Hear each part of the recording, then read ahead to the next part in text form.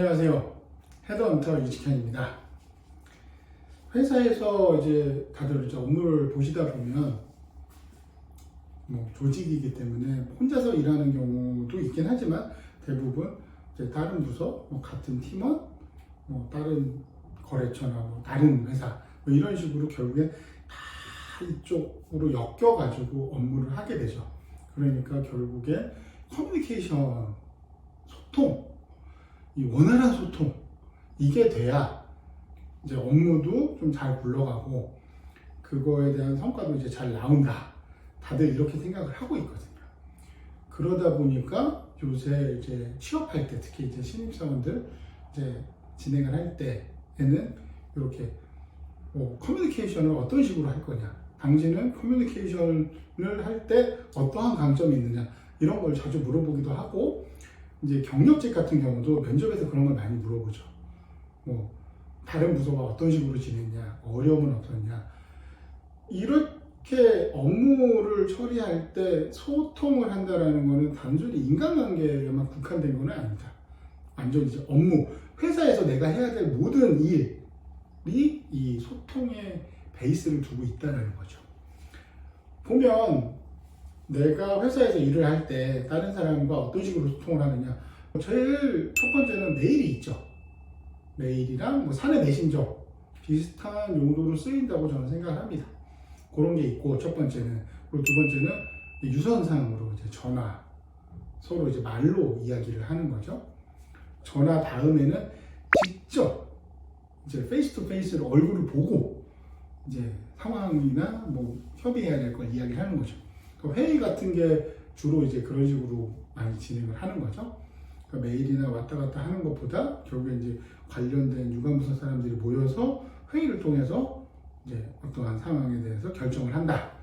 그렇기 때문에 얼굴을 보고 서로 바로 즉각적으로 이야기가 오고 가고, 자신의 입장을 상대방한테 이제 논리적으로 설득을 하고 저쪽도 그거에 대한 답을 하고, 이런 식으로 통해서 이제 건설적인 결론을 내는 거죠.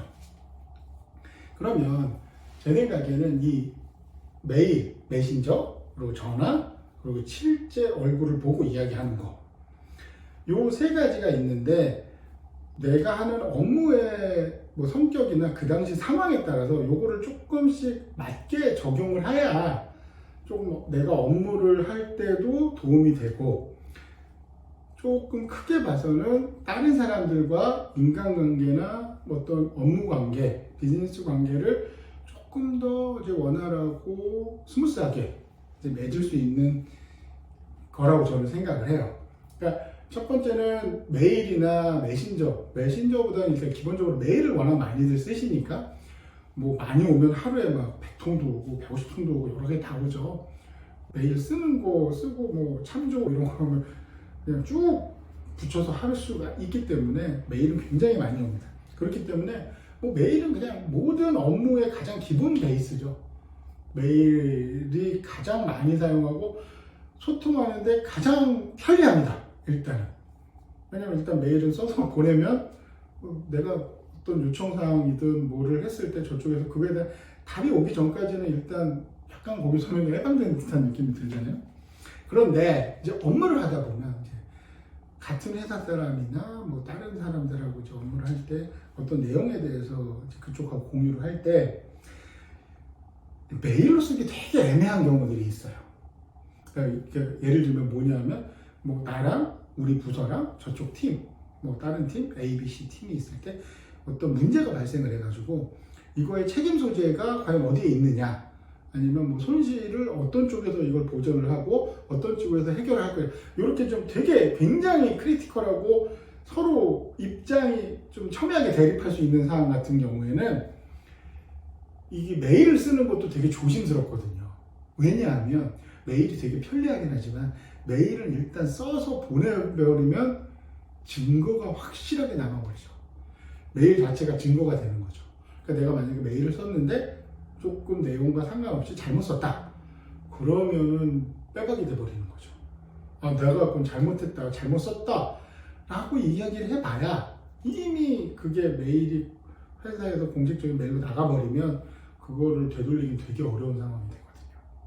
그러니까 그렇게 메일로 이거를 쓰기가 좀 여러 가지 좀 곤란한 상황, 서로 이제 입장 차이가 예민한 상황, 그럴 때는 우선은 저는 추천드리는 건 담당자, 그 이제 유관부서 직접 담당자랑 전화 통화를 하는 거죠. 그러니까 전화 통화를 한다라는 이야기는 서로의 의견의 입장 차이를 바로바로 확인할 수가 있는 거거든요.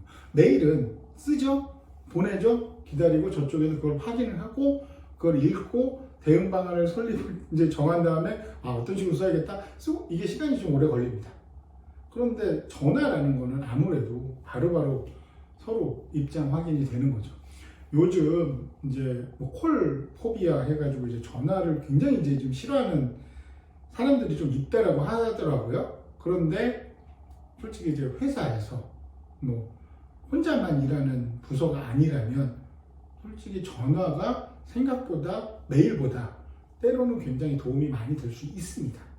그러니까 너무 전화하는 거에 대해서 불편해하지 않았으면 좋겠어요.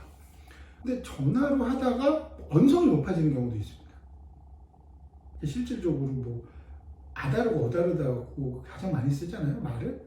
아다르고 어다르기 때문에 이게 음성으로만 나가다 보면 그러니까 나의 생각이나 내 의도와는 다르게 저쪽에서 내 감정이나 이걸 잘못 해석할 수도 있다라는 거죠. 그러면 잘 해결해야 될 문제를 서로 이제 더 완전히 날을 세워버리는 수도 있기 때문에 진짜 이거는 중요하다. 그리고 이게 부서 간의 이해관계가 완전히 물렸다. 그러면 저는 메일도 별로고 전화도 별로, 그냥 가서 얼굴 보고 푸는 게 가장 좋을 겁니다. 그러니까 그 대신에 이제 그거는 있죠. 내가 담당자면 이제 저쪽에도 실무 담당자, 뭐 직급을 넘나들고 이렇게 무조건 만나라는 말씀은 아니죠. 당연히 회사마다 위계라는 게 있고 그게 있기 때문에 실무자면 이제 저쪽 실무자. 만약에 이게 실무자 선에서 해결이 안 되는 문제다. 그러면은 당연히 팀장님한테 어떤 식으로 저쪽하고 협의를 해야겠다라는 이제 가이드라인을 확실하게 받고 그러고 나서 이제 저쪽과 얘기를 해보는 거죠. 이 얼굴을 보고 페이스 투 페이스로 한다라고 하면 안 그런 사람도 어딘가는 존재하겠지만 이 일반적인 직장을 다니는 사람의 사고방식과 이제 개념을 가진 사람이라면 메일이나 이런 거로 굉장히 나리석에 자신의 입장만을 고수하고 상대방을 깎아내리고 상대방 입장을 공격하는 이런 내용을 쓸 수도 있어요. 그리고 전화로도 할 수가 있지만 막상 얼굴을 보면 그게 잘 안 됩니다. 그 이야기는 이렇게 협의가 필요한 내용 있잖아요. 안건이 있을 때 뭐 업무 분장이 됐건 아까 앞서서 언급드린 거대로 뭐 문제가 발생을 했을 때 원인, 그 해결을 누가 하느냐, 누가 주도로 가장 많은 그 비중을 가지고 가느냐, 뭐 이런 식으로 조금 각 부서가 서로 좀 양보하기 좀 싫고 애매한 그런 문제들 있잖아요. 그런 걸 할 때는 결국에 만나서 해결을 해야 해결이 될 겁니다. 그렇기 때문에 제가 오늘 이 뭐 메신저, 전화, 직접 대면에서 만나서 이야기하는 거 이렇게 말씀을 드리는 이유는 이 세 가지 방법 모두 상황에 따라서 유연하게 사용을 하셔야 회사 생활을 하고 일을 잘하는 일잘러가 되고 인간관계까지도 되게 잘 맺을 수 있는. 왜냐하면 아까 말씀드렸잖아요. 메일로 쓰기엔 조금 애매한데 난 저 사람하고 난 전화가 너무 싫어. 그냥 대충 메일로 쓰자 라고 했을 때 전화로 쉽게 풀 수 있는 것도 있고 글로 쓰다 보면은 이게 글이란 게 남는 거라고 그랬잖아요. 그러다 보면 내가 정말로 손해를 보지 않기 위해서 굉장히 조심하면서 글을 쓰게 되죠. 그럼 내가 손해를 보지 않기 위해서 글을 쓴다는 얘기는 이 책임의 소재가 상당 부분 상대편한테 있다라고 쓸 수밖에 없기 때문에 이건 글은 쓰면서 협의를 할 수 있는 부분이 아니잖아요. 그렇기 때문에 전화나 대면으로 만나서 푸는 게 필요한 겁니다. 실질적으로도 요즘 또 아무리 4차 산업혁명이니 온라인이 디지털이 해도 결국에는 사람들이 모여서 회의하는 경우도 여전히 존재하고요. 실질적으로 그런 자리에서 결론이 깔끔하게 떨어지는 경우도 꽤나 있습니다. 그렇기 때문에 내가 일잘러가 되고 회사에서 잘하기 위해서는 이 소통 방식을 상황에 맞춰서 유연하게 적합하게 사용을 하셨으면 좋겠습니다. 제 이야기가 도움이 되셨다면 좋아요와 구독 부탁드리겠습니다.